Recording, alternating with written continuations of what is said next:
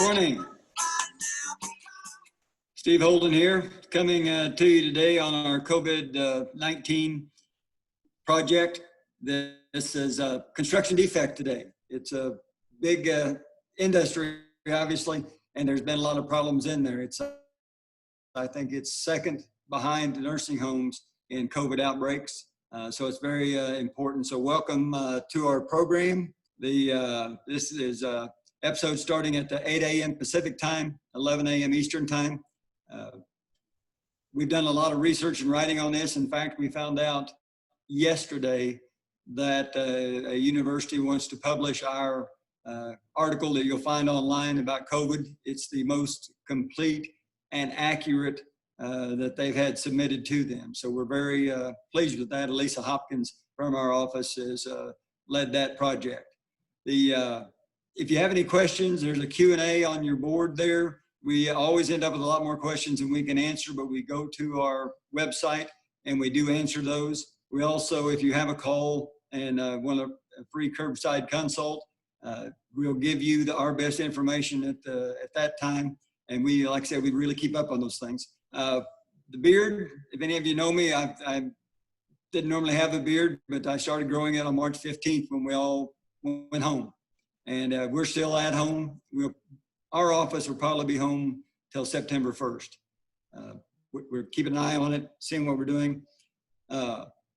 Let's go to the Holden Institute and see what's going on out in COVID land around the country. The construction project timeline, it looks like there's increasing new regulations, fewer workers on site. It means project slowdowns, lots of problems. I don't know how those relate directly over to the construction defect claims handler, but I think you'll find there'll be more injuries too without more people on site, but they've got to go through the sanitization and the PPE, things of that nature. Interestingly, the global supply chain is just about choked off. We're learning that nearly 1/3 of the building materials that we use come from China. The EU is reopening borders. Interesting, but they're not opening borders to Americans. That's because of the dramatic increase in the COVID outbreaks that we have had. Another interesting point, those with type A blood, like me, are more likely to suffer from COVID-19 and be impacted more severely than patients with type O blood. My wife has type O blood, one more situation where she wins out. We've had the burgeoning economic recovery we were undergoing because we'd started to open is starting to stall with the U.S. infection rate rise. And last, the good news is 4.8 million jobs were added to the economy in June.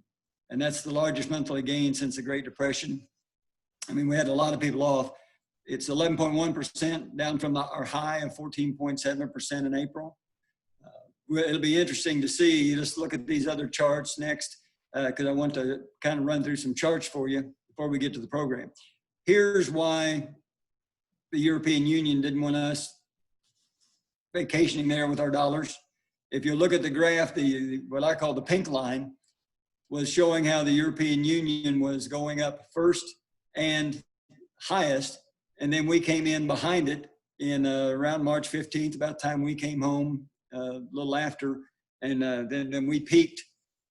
And you see where the European Union went way down. They're like at 3,500 cases, average new cases on the 7-day average, and we're somewhere around 25,000 on average, which is not going to lead to good numbers. And so next I want to show you the pie chart. The pie chart on the left is the population of the United States with the population of the world. The pie chart on the right is the deaths from COVID-19 in the United States versus the rest of the world. We have 4.2% of the world's population, and we currently have 25% of all COVID-19 deaths. There were 52,789 new cases in the US yesterday. That is the largest total since the beginning of the COVID-19 outbreak. Some of that, true, is due to more testing, but we're having more cases and we're having more deaths, even though our medical is getting better at diagnosing people, treating them, and giving them a better chance to survive. Our deaths are going up. California is closing back down. Texas is in the process of some type of staggered shut back down. I think Florida will be there momentarily. I'd like to go forward now. Next on that, Texas, I told you we'd had our troubles in Texas. This is our daily confirmed cases, our 7-day rolling average. That is not a good sign, folks, for Texas. And there are a lot of other states that have similar numbers. You do see at the top there, at the very last part, that it started to come down a little for almost a week. But that was after the openings, and then the new COVID cases started coming in. So new U.S. cases have gone up 80% in the past 2 weeks.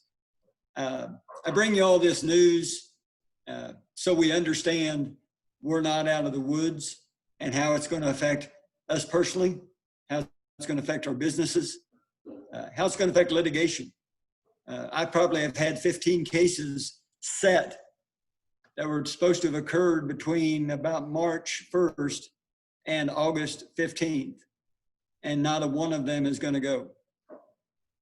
There's not been a case tried in Oklahoma, and I think there was one case tried in Texas. It was a test case that didn't work out very well. They were actually doing, letting the jurors participate from home, and they actually had kids kind of breaking in, and they found one juror that was on the phone to someone else during the jury trial. We're going to have to get our hands around that. It's got to move forward, but right now we're just not getting there yet. But what we're here to talk about today is construction defect, and we've got a couple of folks to introduce you to from the firm that you might know. JD, you there, sir? Good morning, Steve. Yes, sir, I am. Thank you for having me on today. Morning, JD. JD is out of our Tulsa office and is very active in construction defect. He probably does, well, he and Kristen do as much construction defect as probably anybody in our part of the country, particularly JD. He's seen and done a lot. JD is from Louisiana, but he now, of course, lives in Tulsa. He's a University of Tulsa College of Law graduate, like yours truly. And he's had 20 years of experience in the litigation practice. So JD is very qualified to come to us and speak to us about construction defect. Kristen, I'd like to introduce you to Kristen Lawhorn. Good morning, Steve. Morning, Kristen. Kristen is a 10-year lawyer, but she is a spitfire. When she gets on a project, she really shakes it out. She went to the Dedman School at SMU Law School, which is a tough law school to get into. So congratulations on that. Kristen is actually the head of our Texas, all of our Texas offices. She's the managing partner along with me in Dallas. She's good. She knows her stuff. She also recently was recognized by the lawyer, what was it? The super lawyers, but it was the Rising Stars section of the super lawyers. She's a super lawyer, always has been, but now she's a rising star super lawyer. Kristen, welcome again to the panel. And Kristen, why don't you kick us off here? Thank you, Steve. COVID-19 has significantly impacted the construction industry in an adverse way. Texas is the second most populous state in the nation with nearly 30 million residents.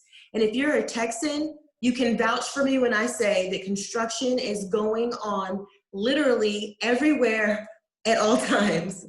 And construction has continued throughout the pandemic, but not without some issues. At the outset of the pandemic, there were many construction companies in Texas that warned their clients about potential project delays that would be due to the late delivery of materials and supplies that would be needed for these construction projects. And as COVID-19 cases continue to rise across parts of the country, we can expect to see additional project delays and additional delays with the late arrival of supplies and materials, some of which come from places like China or other parts of the United States, which are experiencing higher rise in COVID cases and have, in some cases, suspended production. We are also seeing an increase of COVID-19 cases among construction workers. And there's a question of whether or not these workers who have been considered to be essential employees have any type of recourse against their employers who require them to come to work. We really do anticipate a high increase of cases involving construction related to COVID issues to be filed in Texas in the upcoming months. This is a very novel issue. We're only 4 or 5 months into the pandemic, so we can definitely expect there to be litigation that is a result of the project delays, the project holds, and in some unfortunate cases, potential project cancellations. Typically during a project, if a contractor or a subcontractor do not deliver on time, they face penalties because of their failure to deliver. But in the world of COVID, should these contractors and subcontractors be penalized? That is definitely a question that we anticipate will be at the heart of future lawsuits to be filed. And that is also going to depend on whether or not the parties involved had a contract and what the language in that contract stated. While some people see litigation as their first option to address these types of issues, most people would like to resolve these issues without litigation. So it's very important at this time for parties to discuss their current contracts and perhaps revise them, or just open a dialogue about how they can handle these unprecedented delays. Most of the time in the construction industry, construction contracts do take into account the fact that parties want to agree at the onset of a project on who bears the risk if an unforeseen incident causes a project's delay in progression. And this is typically handled with a force majeure clause. A force majeure is just a fancy way of saying or describing an event or an effect that cannot be reasonably anticipated or controlled. The event or effect must be outside of the party's control, which makes the performance impossible, impractical, illegal, or inadvisable. And typically these force majeures are unavoidable events like an act of God. And an act of God event would be a hurricane, a tornado, or an earthquake. But again, as I mentioned earlier, COVID-19, it's novel. This is something that we really are still learning about with just the way it affects people and how long it exists in the air and on surfaces. But we're also just now getting to the beginning stages of seeing how COVID-19 will impact the legal industry, specifically as we're discussing today in the construction litigation area. In Texas right now, again, because COVID-19 is novel, we don't have any case law on here or really anywhere else around the country that indicates whether or not COVID-19 will be considered a condition that will excuse a contractor's performance.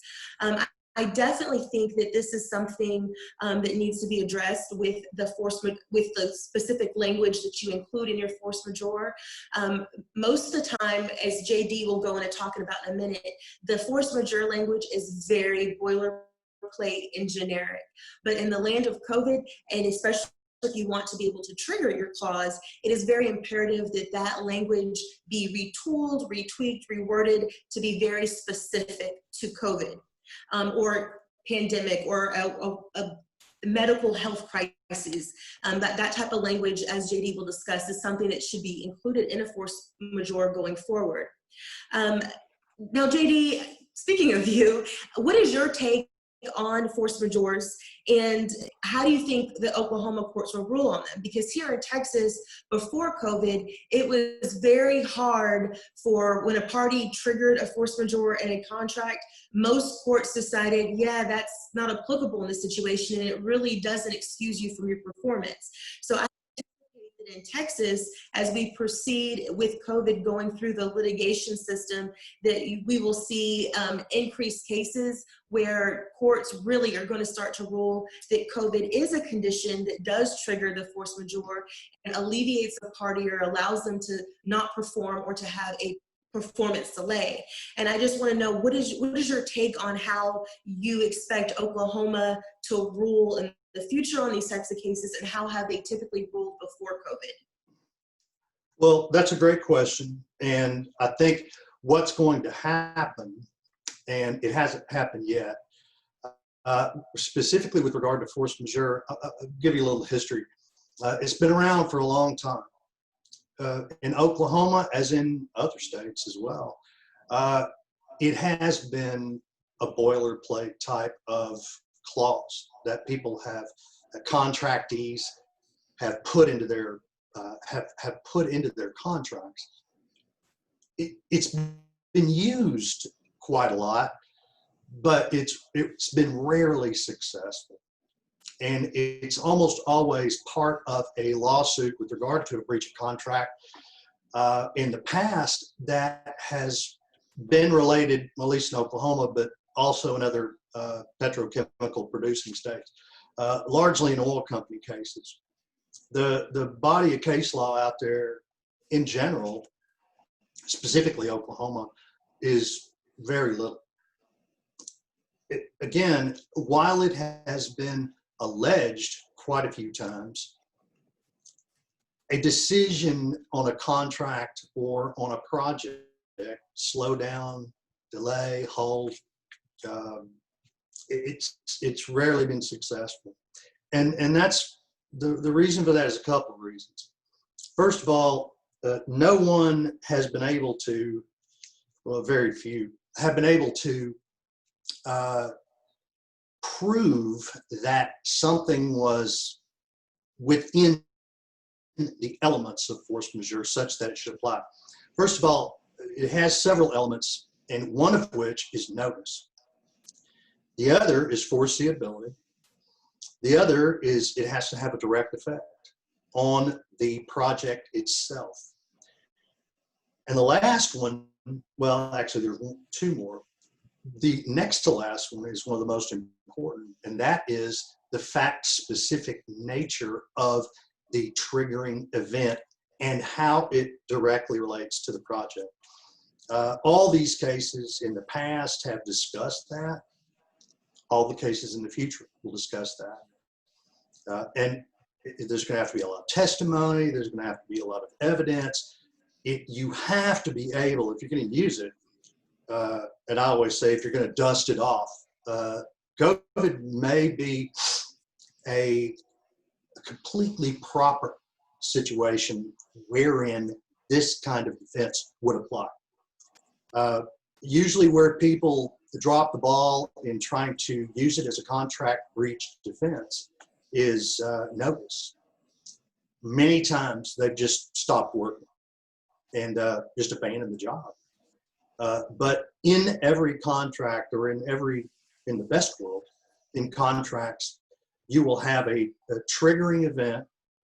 You will have a time after the triggering event to provide notice to the owner of the project that something has occurred completely out of your control. It directly affects you.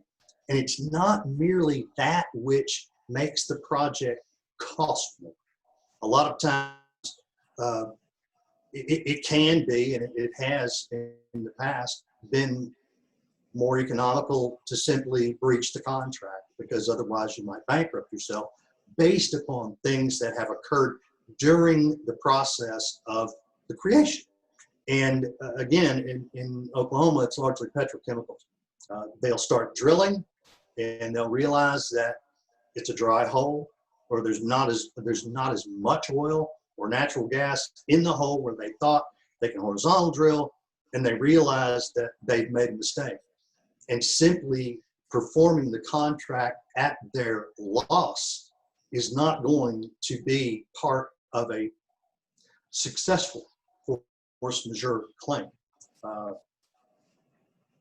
Additionally, in cases where force majeure will be alleged as the proper reason for breaching a contract, triggering events should be put into the contract.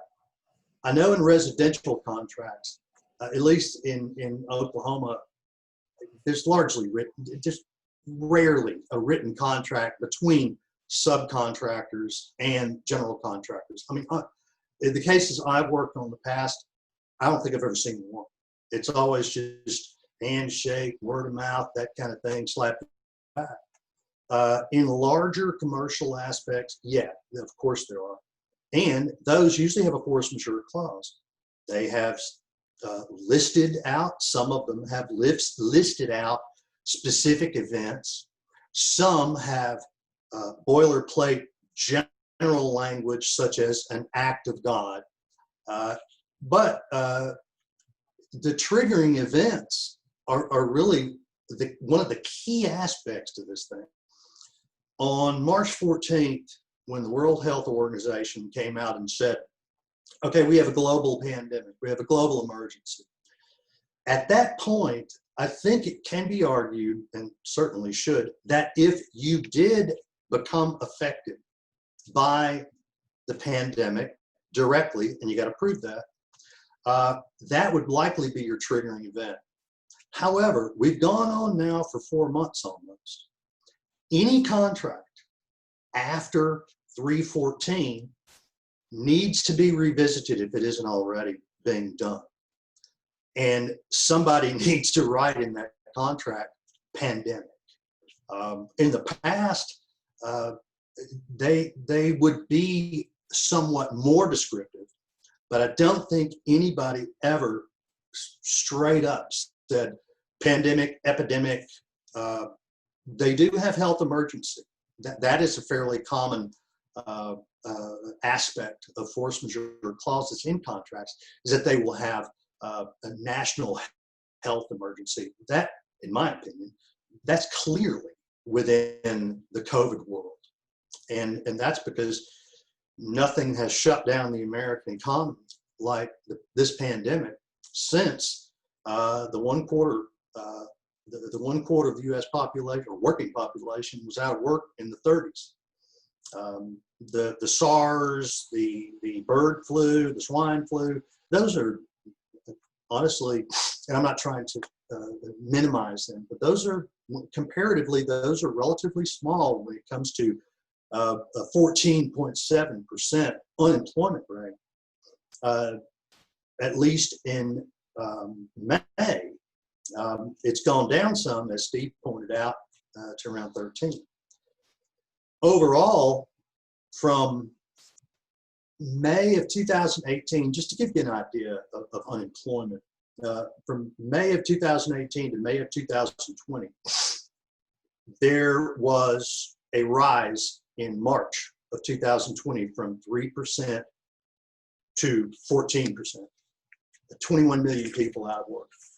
The construction industry, thankfully, lost only about 1 million people. States hit hard by COVID with regards specifically to construction are largely states that are thickly populated, very sunk into construction activity. Vermont's 48% construction losses. New York, Michigan, up in the 40s. PA, Pennsylvania, it's 39.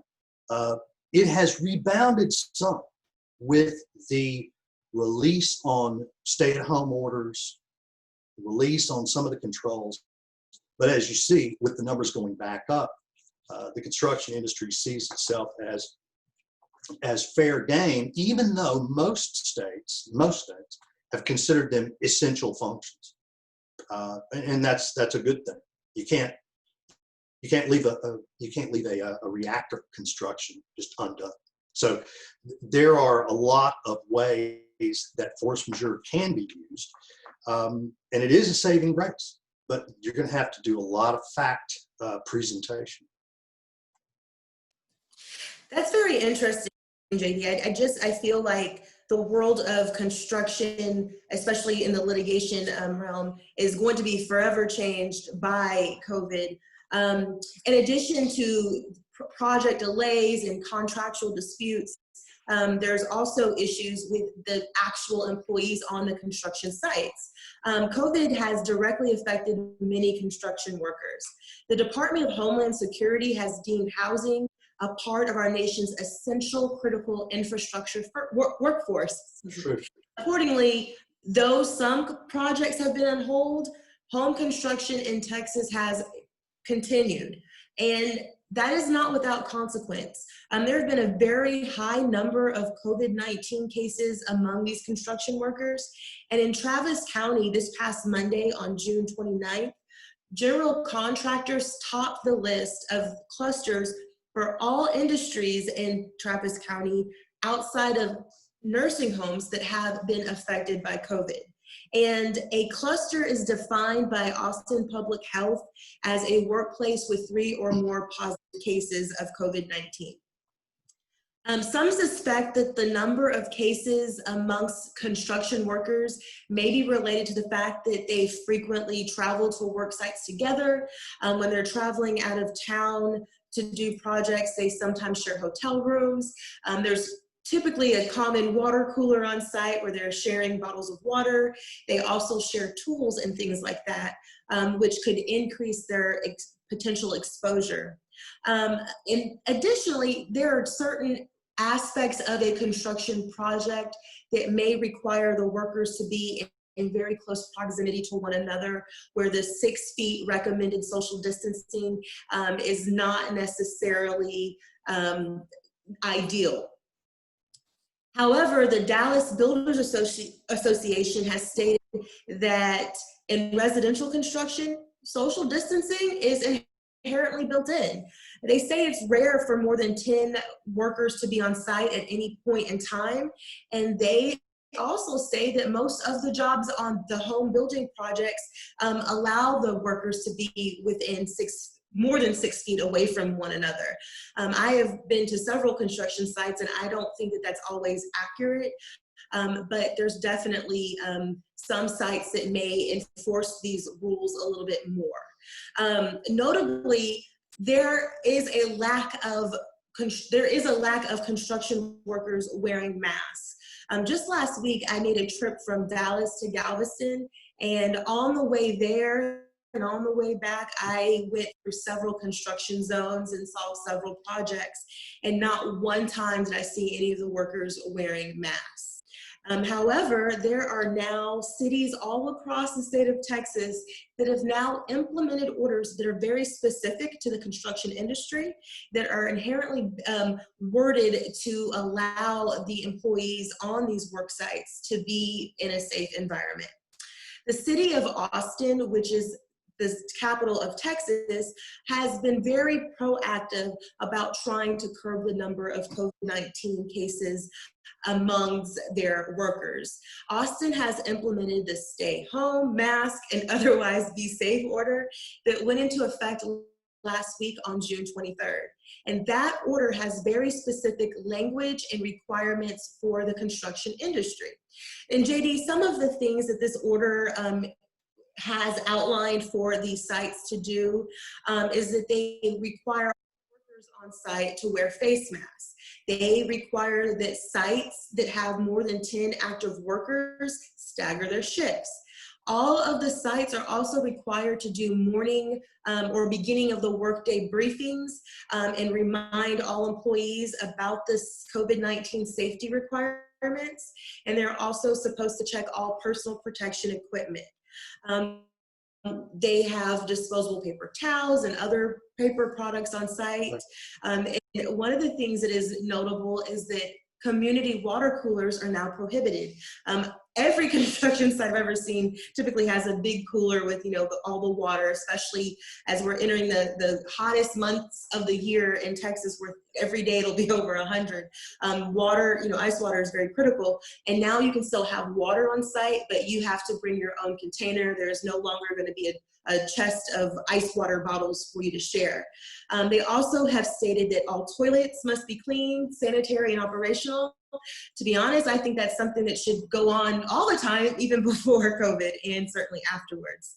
They also have an order, as part of the order, there's a provision that says that a site manager must be designated as a COVID-19 safety monitor on site.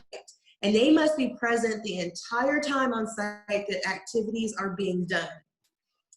It is notable that at least in Austin, the developmental services unit of the government is going around and they are monitoring sites to make sure they're in compliance. Sites that are not in compliance face civil and in some cases criminal penalties. And according to the Texas Construction Association website, there are other major cities across Texas that are implementing similar orders, including in San Antonio and here in Dallas, where Holden Litigation has an office. In Dallas specifically, we have a construction order that requires that at the beginning of the day when a worker comes to site, their temperature must be taken. And if their temperature is above 99.6 degrees, they are prohibited from going to work and they must remain at their residence. They also have a safety site worker who's designated to manage the potential for COVID on site, who also has to be present during all activities. They have the same types of provisions that the Austin order had about cleanliness, all restrooms and workstations where you're washing your hands must be at least 6 feet apart. There has to be running water on site at all times.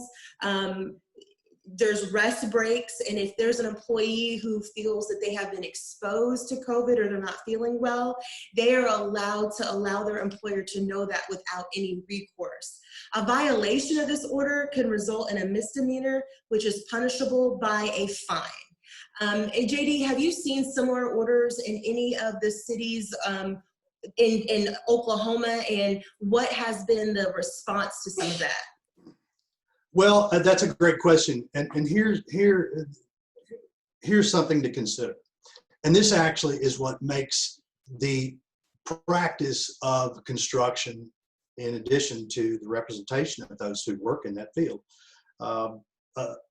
trouble. It causes a lot of trouble. And the trouble is the confusion.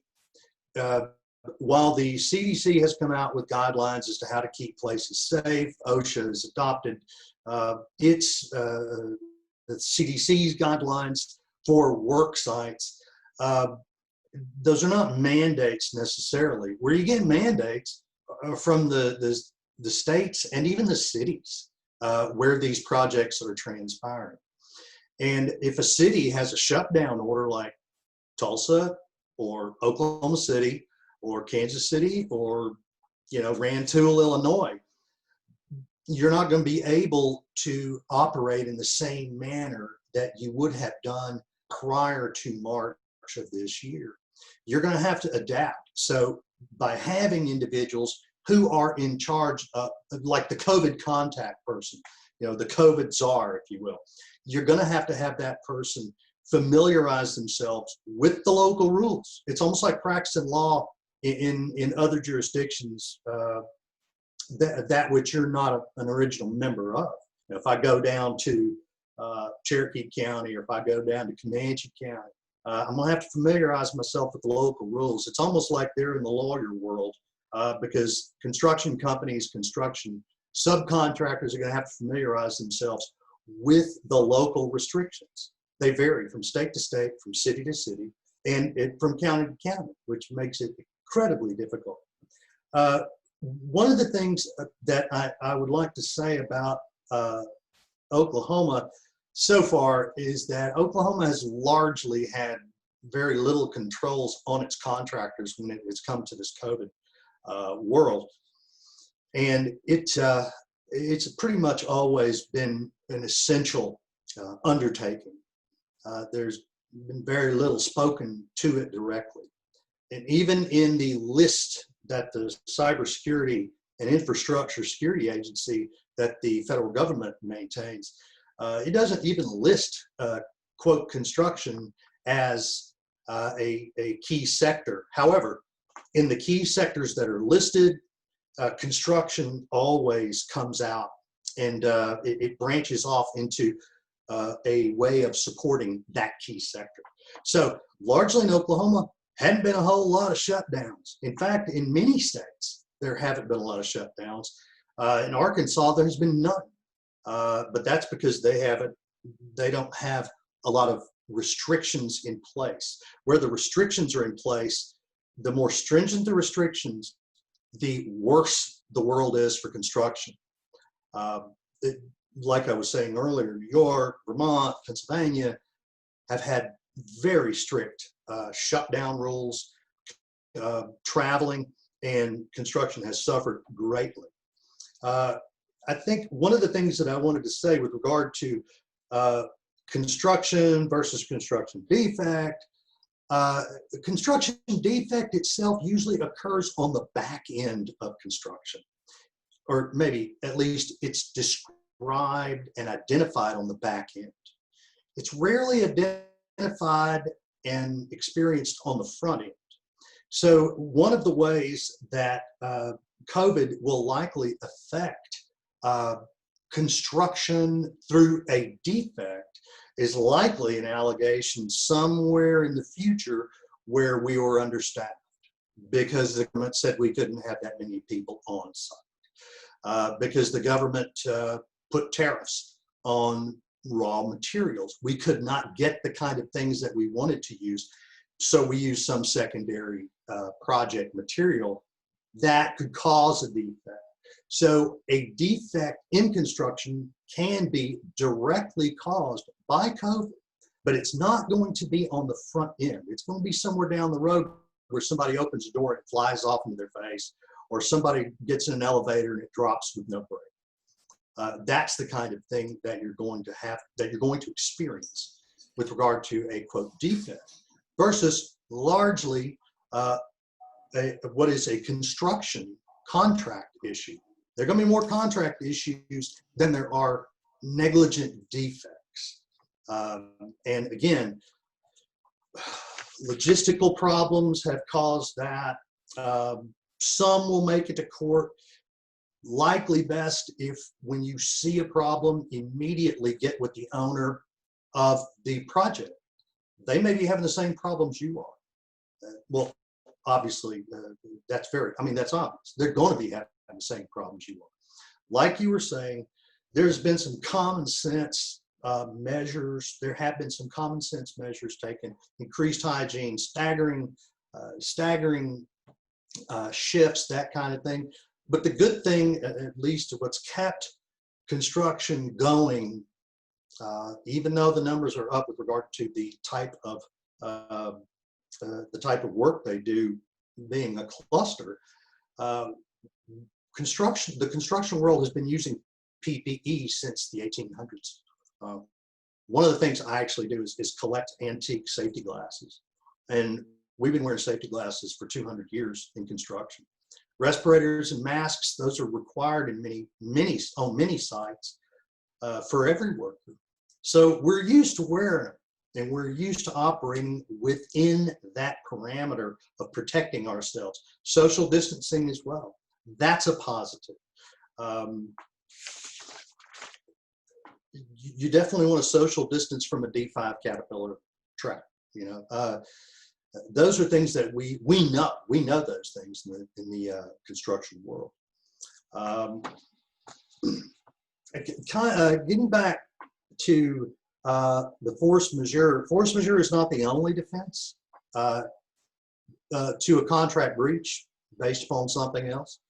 What you're going to see is common law defenses, impracticability, impossibility.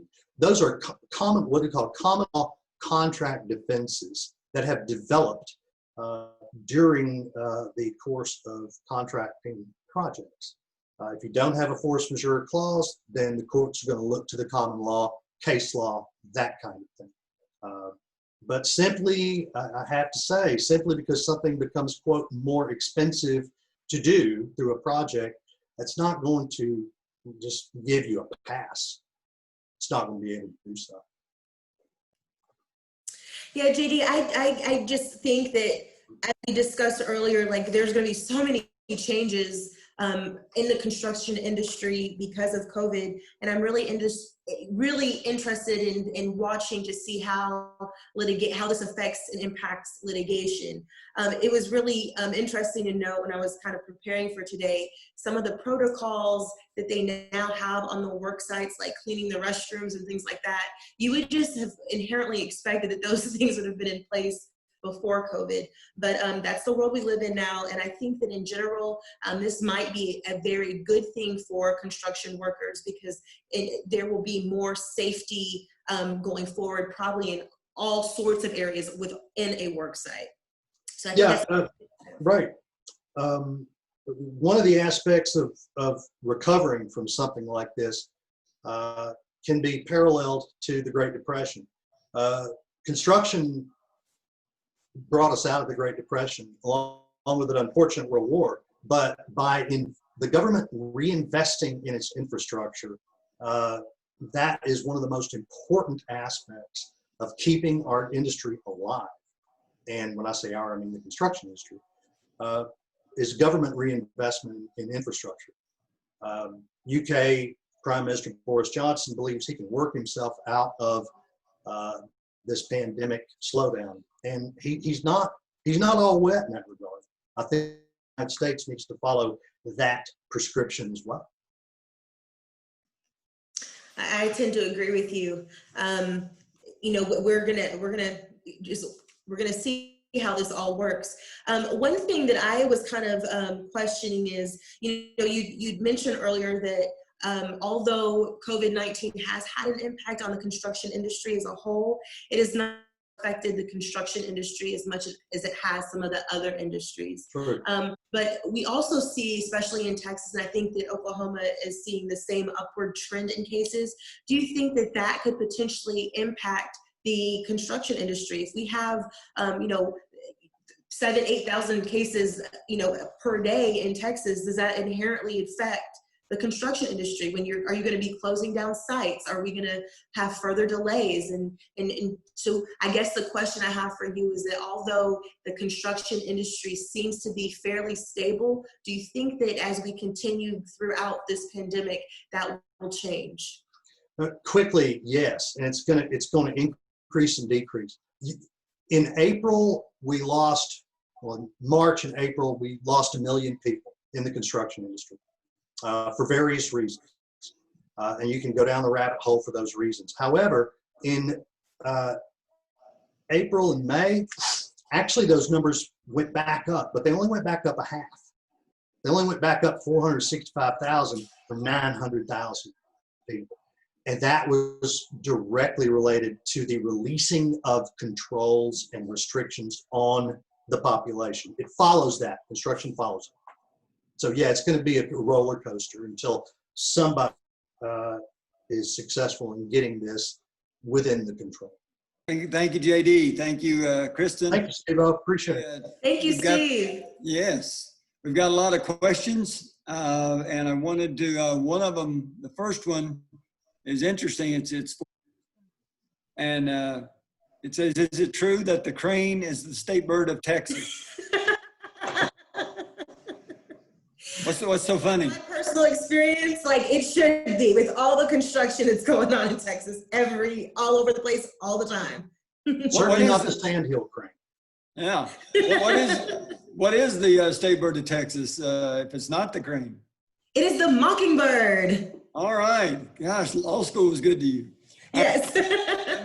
Let me go into the next question. This was asked of Kristen.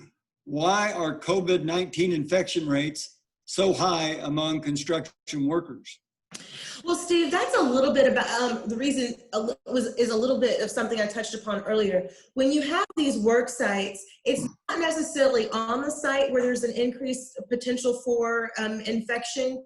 It's the fact that they frequently travel to the sites together. They go back to their hotels together. They have their meals together. They have designated areas in a lot of construction sites for breaks and things like that, and they typically take them together. So those are the types of things, that close proximity that increases the chances, and in this case is actually has happened, increase the rates for infection. And additionally, they share things like the water cooler and tools. So those are all factors that play a role in why we're seeing an increased rate amongst construction workers. Okay.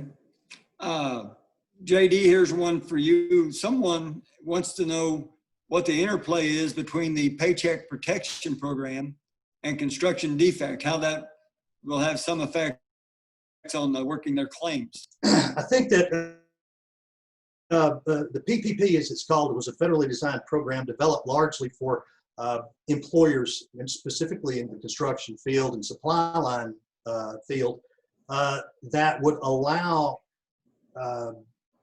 companies to furlough their people and still pay them their wage. How it's going to dovetail, or how it's going to fit in with the construction world and litigation, is going to be a shifting of the allegations of damages in terms of money damages. If you're going to get paid your full wage, when you bring a suit for a contract dispute, that is going to offset some of the damages that you are going to be alleging. I mean, you want to allege, if you're going to sue a company for whatever reason, you're going to say you lost out on revenue. And that goes down to a mason, a plumber, an electrician, a steel worker. The PPP is a federal program that does two things. One, it pays a person their wage. Second, it offsets, or at least in theory, hadn't been tried yet, in theory, the employer who dismissed you would get the benefit of a lesser amount of damages alleged against you. Certainly, you would get credit for that, but you're going to have to plead it.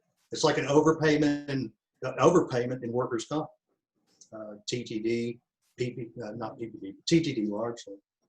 So it's going to be an offset in risk. All right. Thank you. Thank you both. Thank you, JD. Thank you, Kristen. Thanks, Steve. For the folks online, we're supposed to have our next presentation next Thursday, and there's another selection on the jury pool. Yeah, as you know, we do a lot of deep diving into jury pools and see what they're doing, see how COVID's affecting them. Those are good. We're actually going to have to move that one out because we're actually doing a mock trial next week that has COVID overtones.